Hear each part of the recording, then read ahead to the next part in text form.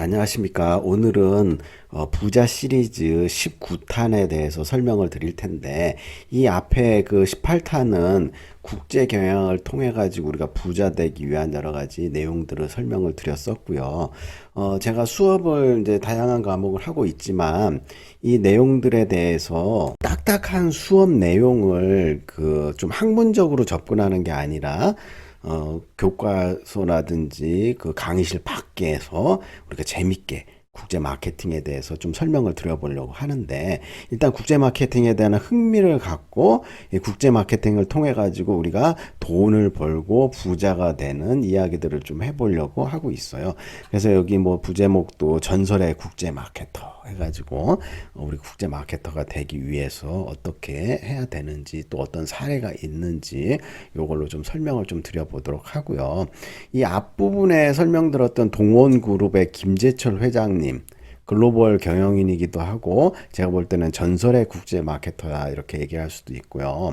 그래서 이제 나중에 이제 이 그 동원 참치가 초창기에 어떻게 마케팅을 했는지 이렇게 좀 설명을 좀 드리고요.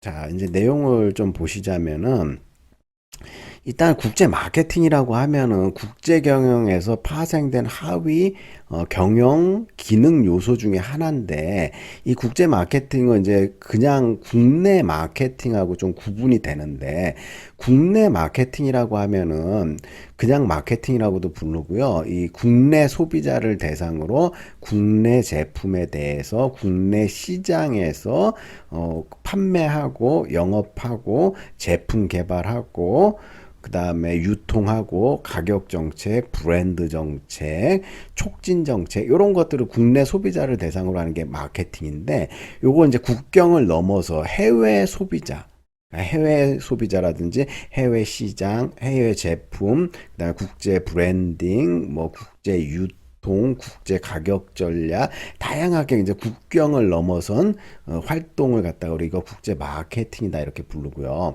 이 마케팅이라는 용어 자체가 계속해서 용어에 대한 정의가 최신 트렌드에 맞춰 가지고 정의가 계속 변하고 있어요.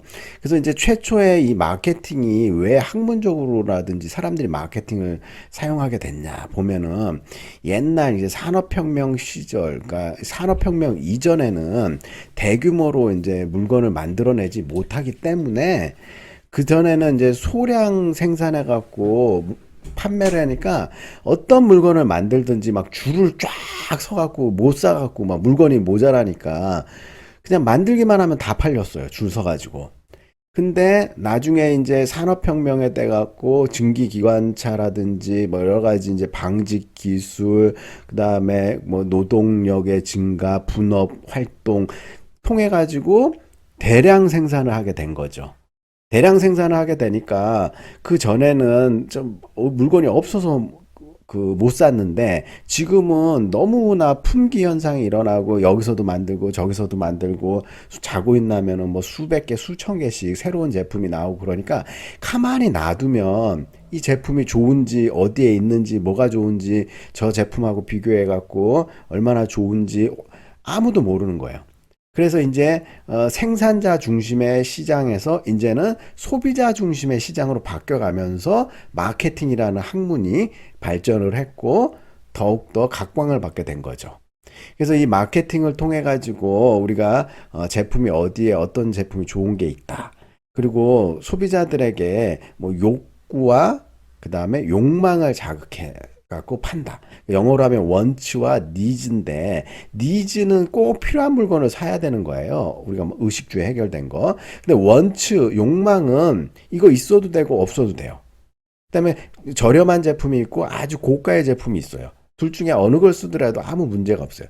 우리가 가방을 쓰는데 10,000원짜리 가방을 써도 물건을 담아 가는데 아무 문제가 없죠. 근데 이거 100만 원짜리, 1,000만 원짜리 가방 똑같은 기능을 함에도 불구하고 가격 차이가 많이 발생하죠.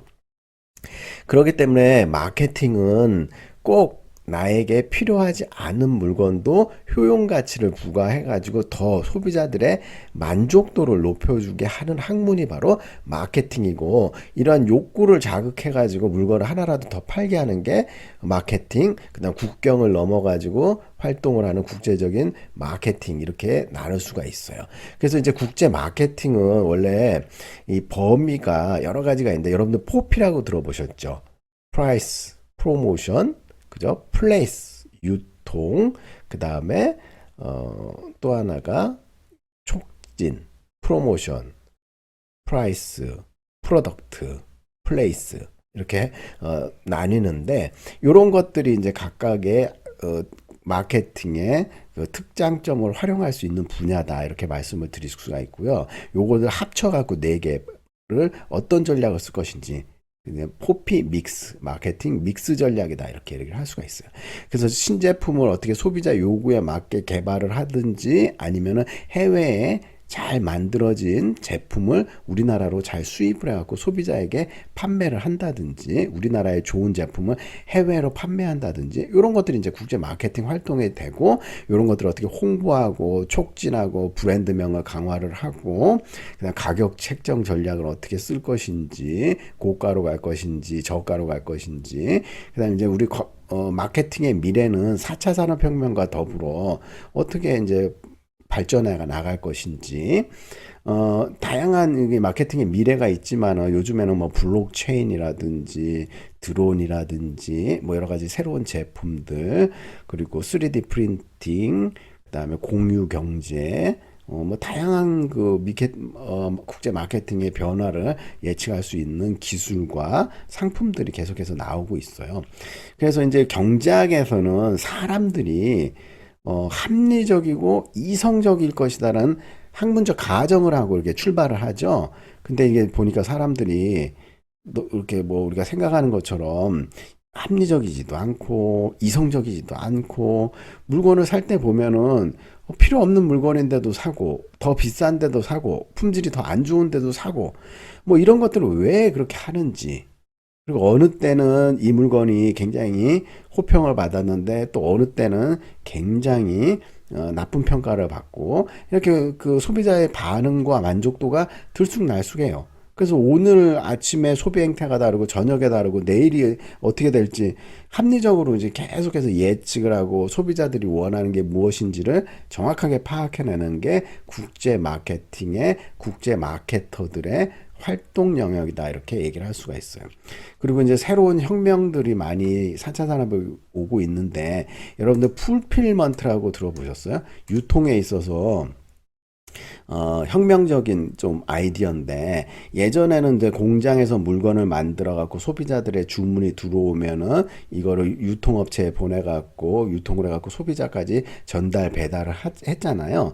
근데 지금은 아마존이라든지 뭐 대규모 물류회사 쿠팡이라든지 뭐 이런 데서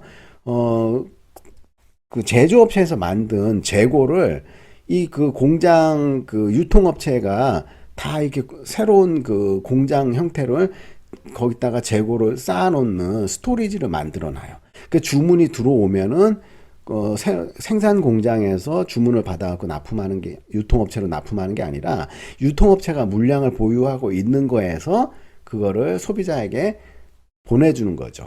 그래서 이거를 풀필먼트라고 해갖고 유통시간을 엄청나게 단축시키고, 그 다음에 이제 로봇 기계화가 됐기 때문에 물건 재고 파악이라든지 소비자에게 보내는 시간, 유통혁명을 엄청나게 줄일 수가 있고요. 내가 굳이 공장에 재고를 안 쌓아놓더라도 물건을 만들기만 해갖고 아마존이라든지 이런 대형 유통업체에다가 보관을 하고 그때그때 주문이 들어올 때마다 판매를 하면 되니까, 유통업체에서는 그 수수료를 좀 더 받게 되고, 소비자들은 좀 더 빠른 제품을 받게 되고, 생산자 업자 입장에서는 재고 비용이라든지 그다음에 공간, 그러니까 공장에 물건을 많이 적재해 놓는 큰 공장을 운영할 필요가 없다는 거죠. 이렇게 유통혁명이라든지 이런 것들이 많이 이제 미래가 어떻게 바뀔지를 예측하고 소비자들이 뭘 좋아하는지만 먼저 파악을 한다면 큰 국제 마케팅으로 해서 우리가 부자가 될 수가 있고, 그렇게 하신 분들도 엄청나게 많이 있죠. 그렇게 하신 분들이 이제 세계 부자 순위를 이렇게 좀 보게 되면 요 사이트에다가 제가 적어 놨는데 한 번씩 이렇게 보도록 합시다.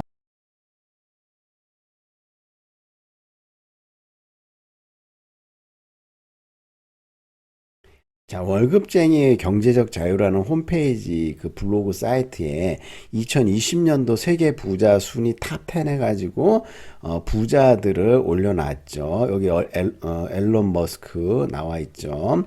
그래서 이 일론 머스크는 세계 1위의 부자를 2022년도에 차지를 하고 있고요. 재산이 보니까 우리나라 돈으로 266조 원이 넘고 있어요. 그 다음에 뭐 테슬라 자동차의 실질적인 그 실적이 호전됨에 따라 주가가 더 상승을 해가지고 1위로 이제 올라섰죠. 어마어마한 재산을 갖고 있죠. 그 다음에 이제 뭐 스페이스 X라든지 미래 산업에 적극적으로 투자하는 사업가로서 그 자산이 끝모르게 상승하고 있다. 뭐 이렇게 얘기했는데, 스페이스 X를 통해 가지고 자꾸 우주 여행, 화성 여행 뭐 이런 거 얘기하고 있는데, 여러분들은 화성 가고 싶나요? 그 화성의 대기질이라든지 뭐 이런 게 굉장히 분모지고 척박하고, 원웨이 티켓이죠. 한번 출발해갖고 떠나면 다시는 지구로 못 돌아오는 상황인데, 그런 척박한 데를 굳이 뭐 가야 되나, 뭐 이렇게 가겠다는 사람들도 신기하고, 이런 사업이 승승장구하고 성공할 수 있다는 것도 우리 개척 정신이라든지 독특한 사람들이 이렇게 많다, 이렇게 알 수가 있고요. 그 다음에 제프 베이조스 해갖고 아마존 우리 회장 창립자이신 분, 이분은 이제 그 재산이 1710억 달러. 환율이 지금 1300원이 넘었으니까 4년 연속 전 세계 부자 1위를 하다가 이번에 이제 60억 달러 감소해가지고 2위로 내려왔지만, 그래도 뭐 재산이 어마어마하게 많은 분이죠. 그래서 글로벌 이커머스 아마존을 보유하고 있으며, 일론 머스크와 경쟁하기 위해 블루 오리진이라는 우주 개발 회사도 소유하고 있죠. 그 다음에 이제 뭐 베르나르 아르노 회장, 뭐 이분은 이제 우리가 잘 모를 수도 있는데 LVMH 해갖고 우리가 루이비통이라든지 명품들을, 엄청나게 많은 명품들을 쫙 계열사에서 소유를 하고 있어요. 그래서 이 그 자산 가치가 어마어마하게 많은 분이다, 이렇게 하고. 그다음 빌 게이츠가 이제 4위로 내려왔는데, 이번에도 뭐 200억 달러 기부해갖고 순위가 더 내려왔죠. 그 다음에 5위는 워렌 버핏, 투자의 귀재, 재산이 뭐 143조 원. 그다음 구글의 창업자 레리 페이지와 세르게이 브린, 이거 6, 7위 공동으로 차지했고, 그다음에 뭐 여러 가지 10위까지 뚝 있는데, 인도의 이제 무케시 암바니 철강 회장님, 이렇게 해가지고 오라클 창업주라든지 뭐 여러 가지 그 10위까지 알아봤는데, 이분들이 다 보면은 글로벌 경영인이지만은 또 글로벌 마케터라고도 얘기를 할 수가 있어요. 소비자들이 어떤 거, 화성 가고 싶은 사람? 그 누가 하고 싶겠어요? 별로 가고 싶은 사람 없었는데도 이런 기술을 개발하고 정보를 주고 새로운 시장을 창출해 갖고 화성 보내주겠다, 화성에 가면 뭐 특별한 게 있을 것 같이 자꾸 꿈과 희망을 주면서 새로운 시장을 개척하니까, 이런 분들이 이제 진정한 글로벌 마케터다, 이렇게 얘기를 할 수가 있고요. 우리나라에는 좀 뭐 대단한 그 회장님 어떤 분이 있는지 보면은, 카카오의 이제 김범수 회장님이 11조 910억 원으로 엄청난 이제 그 부자 1순위를 하고 있고, 그다음에 삼성전자의 이재용 회장님 해가지고 부회장님 11조 원, 그다음 센트리온 해가지고 서정진 회장이 8조 원, 스마일 게이트의 권혁빈, 이분이 이제 360 그 3위로 해가지고 전 세계 8조 2,900억 원 해갖고 스마일 게이트 해가지고 이제 우리가 몇 번 들어보긴 했는데 이게 제가 게임을 안 하기 때문에 뭐 하는 회사인지 잘 몰랐고 이 권혁빈 회장님에 대해서 홈페이지를 통해 갖고 좀 더 자세히 알아보자면은 이 홈페이지 상으로 이제 한번 제가 좀 조회를 좀 보면은 스마일 게이트 메인 홈페이지 사이트 보면은 이 회사에서 이제 뭐를 하고 있는지 보면 스마일 게이트 소개를 한번 좀 눌러 볼게요. 다양한 뭐 게임도 하고 있고 무슨 그 계열사들을 또 엄청나게 또 많이 거느리고 있어요. 그래서 이제 권혁빈 회장님이 우리나라에서 굉장히 부를 차지하고 있는데 스마일 게이트는 글로벌 엔터테인먼트 기업이다. 이렇게 얘기 소개를 하고 있네요. 홈페이지 상으로는. 다양한 내용들을 이렇게 보면은 어떤 비즈니스를 하냐 게임 그 다음에 IP 비즈니스 앤 테크놀로지 하고 있고 투자 인베스트먼트 쪽 강화를 하고 있고요. 이 게임들 여러분들 게임 많이 하니까 뭐 스마일 게이트에 대해서 굉장히 잘 알고 계시겠죠. 참 저 게임을 안 하니까는 이게 어떤 게임이 돌아가고 있는지 뭐 이렇게 하고 여러분들이 좀 이런 거 요즘에는 게임에 대해서 이제 블루 오션이라고 해갖고 많이 권장도 하고 코로나 사태로 인해서 오히려 집에만 머물고 있으니까 게임 회사라든지 뭐 이렇게 가상 회사들이 굉장히 많이 수익을 냈다 이렇게 말씀을 드릴 수가 있고요.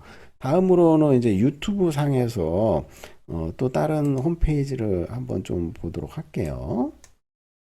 그래서 우리가 이제 글로벌 마케터로서 여러 가지 정보라든지 뭐 세상 돌아가는 걸 알려면은 월드 나우라든지 우리가 이제 한경 글로벌 마켓 저는 이렇게 이걸 구독하고 뭐 주말마다 아니면 매일 그 세계 돌아가는 경제 상황이라든지 이런 것들이 워싱턴 나우라든지 뭐 여러 가지 이제 그 미국 그 월스트리트 나우 이런 것들을 실시간으로 아침에 방송을 쭉 해주면서 라이브로 뭐 전쟁 상황이라든지 환율이라든지 유가라든지 뭐 여러 가지 경제 정보를 알려주고 있죠. 이것들은 직접적으로 주가에 영향을 미치는 내용이라든지 환율이라든지 세계 경제 동향 그 다음에 뭐 주택 가격 정책이라든지 이자율이라든지 이런 것들을 우리가 빠르게 우리가 정보를 획득할 수가 있어요.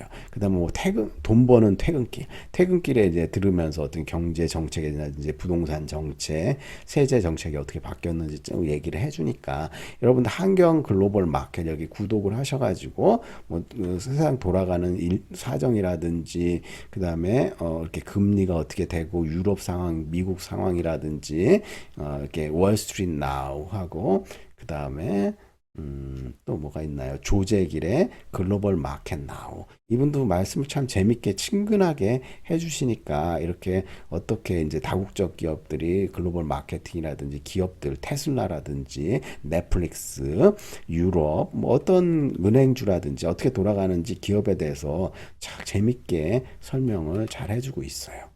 그다음에 워싱턴 나우도 있고 도쿄 일본 가까운 나라 어떻게 돌아가는지 뭐 노령화 사회 그다음에 실리콘밸리 어떻게 돌아가고 있는지 돈 버는 태극기 그다음에 이제 베이징 나우 해갖고 중국이 이제 또 어떻게 돌아가는지 이렇게 또 강현우 특파원이 또 되게 재밌는 흥미로운 내용들을 설명을 해주시고 뭐 특파원의 집중 분석 그다음에 뭐 강영현의 뉴욕 나우 뉴욕에서 벌어지고 있는 일들 그다음에 뭐 그 글로벌 마켓 라운지 해가지고 시장의 동향 요거는 이제 주식에 관련된 것들이 이제 주로 주식을 통해 갖고 세계 경제 흐름이나 내용들을 시장 돌아가는 것들을 알려주는 사이트니까 잘 활용을 한번 나중에 해보시길 바라고요.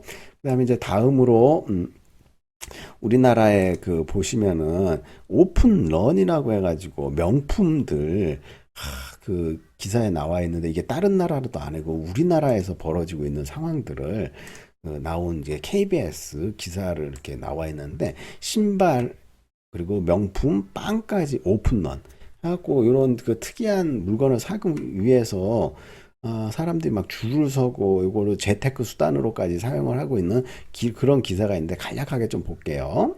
열자마자 매장으로 달려간다는 이른바 오픈런. 지난 14일에 출시된 한정판 골프화에도 등장했습니다.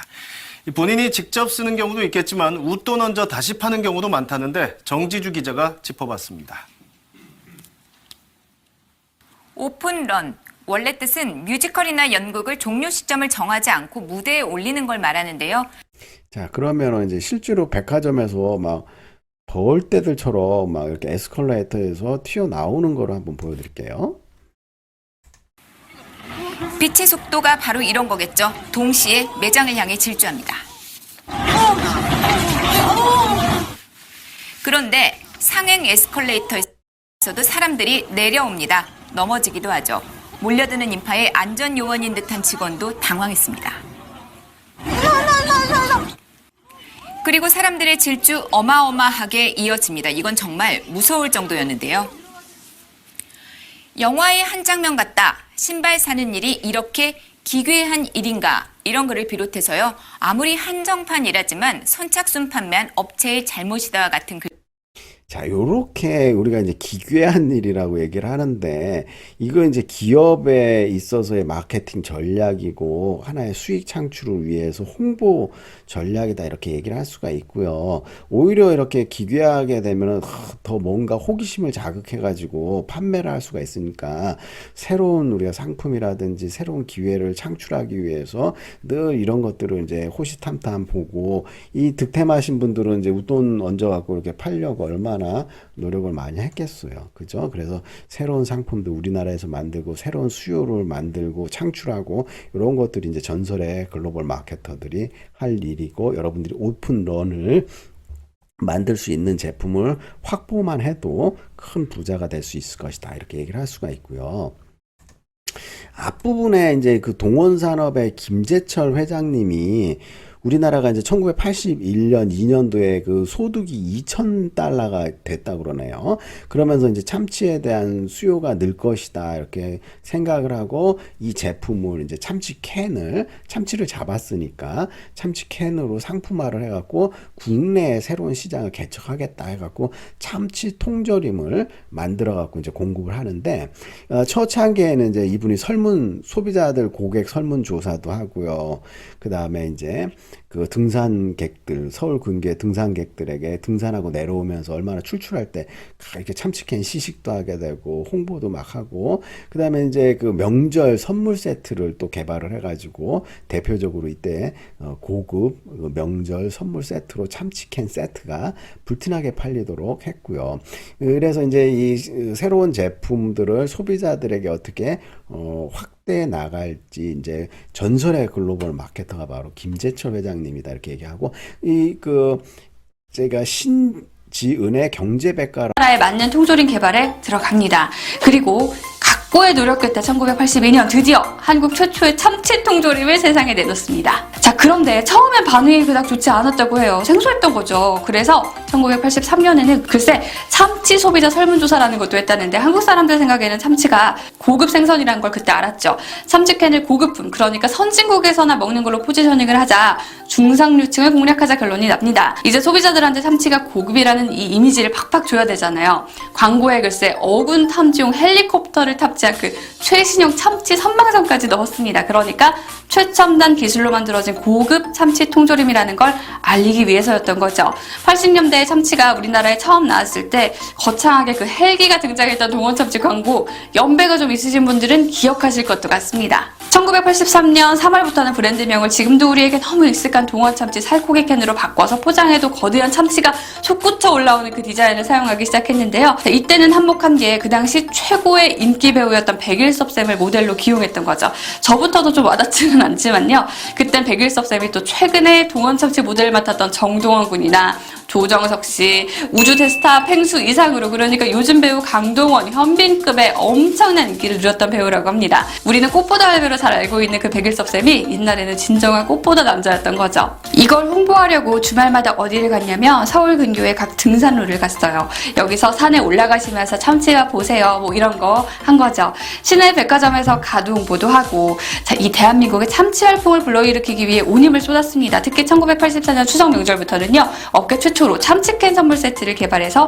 30만 세트 이상을 팔아치웠다고 해요. 바로 이때부터 참치캔 선물 세트가 한국 명절 선물의 대명사로 떠오르게 된 거죠. 자, 그래서 이 신진의 경제백과 유튜브는 제가 URL 주소를 남겨놓을 테니까 이제 그 내용이 되게 재밌기 때문에 처음부터 끝까지 여러분들 URL을 통해 가지고 좀 더 보시기를 바라고요. 이 내용은 제가 좀 조금만 활용을 하도록 하겠습니다. 자, 이제 동원 참치의 마케팅, 김재철 회장님이 이제 그 동원 참치를 통해 갖고 참치 상품의 개발, 그다음에 포지셔닝, 홍보, 마케팅, 유통, 다양한 이제 그 전설의 글로벌 마케터가 역할로서의 그 제일 좋은 사례를 우리가 볼 수가 있고요. 그 다음에 이번에 제가 이제 국제 마케팅 8판, 그 전에 7판이었는데 7판은 5년 전에 만들어진 책인데 이번에 이제 다양한 사례라든지 그 다음에 그 통계표라든지 현황들을 업데이트를 해가지고 8판이 2022년도에 나오게 되거든요. 그래서 이제 개정판에 대한 주요 변화 내용은 따로 동영상을 만들어 갖고 여러분들한테 자세하게 설명을 드릴 텐데 부자되는 이제 국제 마케팅이라고 그래갖고 동원그룹이라든지 그 명품의 신발이라든지 오픈런이라든지 여러 가지 다양한 재미있는 내용들을 여러분들이 시장을 통해 가지고 글로벌 마켓에서 어떻게 정보를 얻고 그다음에 이런 부자들 세계적인 부자들은 전부 다 글로벌 마케터다 이렇게 얘기를 할 수가 있고 새로운 유통 혁명에 대해서 우리가 빠르게 간파를 해갖고 활용을 한다면은 포피에 관련된 내용들을 통해 갖고 수익을 창출할 수 있고 국제 마케팅이라는 개념은 계속해서 변화하고 있고